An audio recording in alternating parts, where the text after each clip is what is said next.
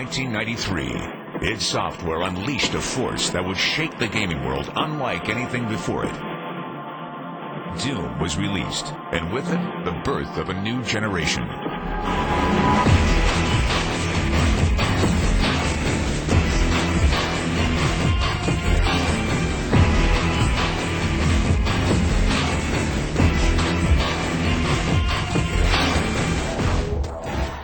The original Doom was a really significant jump in gaming technology for the time.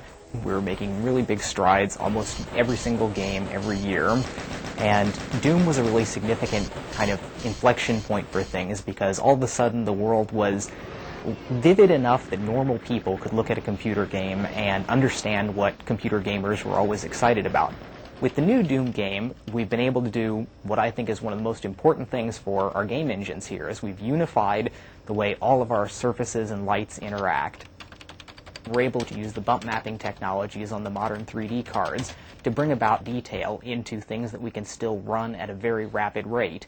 And the step in quality is just breathtaking. We're able to see pores and veins and crevices, and you're able to go ahead and see whether a scientist is having a bad hair day. Now, most of the time you don't get to see this much detail when you're just gunning down enemies, but occasionally something will happen. You'll turn around and there's a monster right there in your face. You see the slime dripping out of its mouth and blood coming off of it, and it's really taking it to a new level. The technologies that have followed from the original Doom have brought freedom to the artists who are now able to truly bring their visions to life. Gamers will no longer just play games, they will be immersed in them. Every generation of technology that John Carmack has created has raised the bar for the industry and really set an example that other programmers have used to follow in creating their next generation of technology. Doom 3 is going to be the exact same thing. It looks awesome, and the universe that we've created is nothing short of just mind-boggling. We are going to redefine what people expect to see in a PC game experience and provide them something that they haven't had an opportunity to experience before.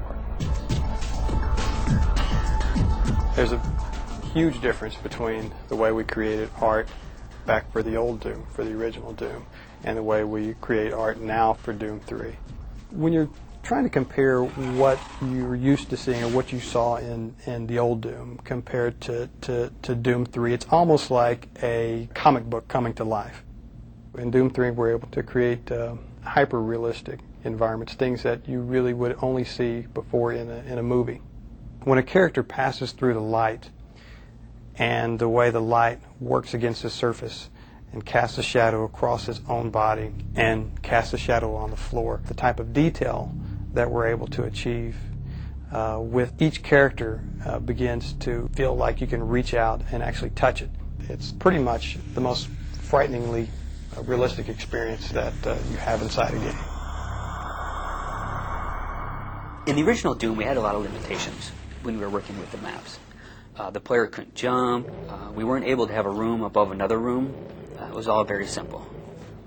The level making experience in Doom 3 is much more complicated than any other title that we've done in the past. As technology's improved, we've had fewer and fewer limitations. And now, with Doom 3, we have the ability to create anything that we want. As an animator from a film background, I was always taught to try to get inside the characters and kind of get a feel for what they're thinking. And with the new Doom, I felt that I've been able to be a lot more creative here because I get to basically come up with how the characters move and what the cinematics are and what the demons are doing, what the zombies are doing. So it's very cool. People probably won't understand the amount of detail that is in the world and what goes into creating those details. All the textures are actually models. They're not just painted anymore. Everything is modeled very detailed, very high res, and then we'll build the lower res off of that, and with the new John Carmack magic, it adds all the details back in. We're getting to the point where people really enjoy having that ability to create cinematics that are basically film quality. When we were presented with the opportunity to work on Doom 3, that was a bandwagon I jumped on, with both feet and kind of rallied and said, yes, that's what we need to make because the technology was right and the time was right, and I really felt that's what fans wanted. People wanted another Doom game from id. Gamers and press alike embraced Doom as it took them through an uncomfortable journey filled with demons and monsters. A decade later, id Software brings back the title that defined the first-person action shooter and makes it one of the most frightening places to be.